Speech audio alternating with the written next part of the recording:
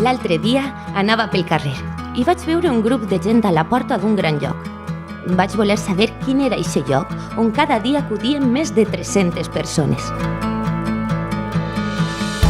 L'entrada em va sorprendre. El silenci, la temperatura ideal.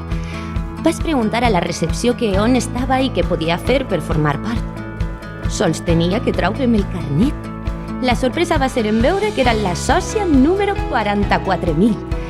Més de la meitat de la població de Gandia formava part d'aquest club i jo, ara també. Però què em podia oferir aquell joc?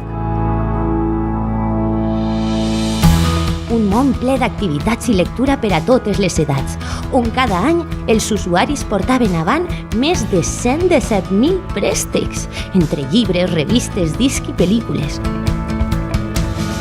I a més, m'explicaren que si volia un llibre i no estava, podien demanar-lo i aconseguir-lo per a mi. Que bé, no? Vaig recórrer els espais que se'm brindaven de forma gratuïta i vaig trobar una infinitat d'activitats per fer. Més de 786 a l'any. Podia aprendre llengües, relacionar-me amb l'art i acudir a xerrades on conèixer altres realitats i poder parlar-ne i debatre sobre elles. I això no és tot.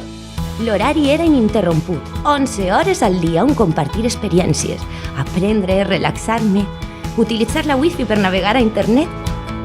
I a més, no sols al centre de la ciutat, sinó que a cada barri s'obria una porta a la lectura per a tots els veïns.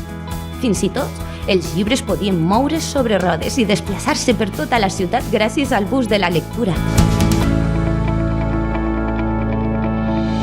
Quan vaig eixir d'aquell lloc, vaig saber que no podia ser la mateixa ara que tenia tanta informació a l'abast. Vaig entendre que ara formava part d'una comunitat i vaig comprendre que la biblioteca som tots.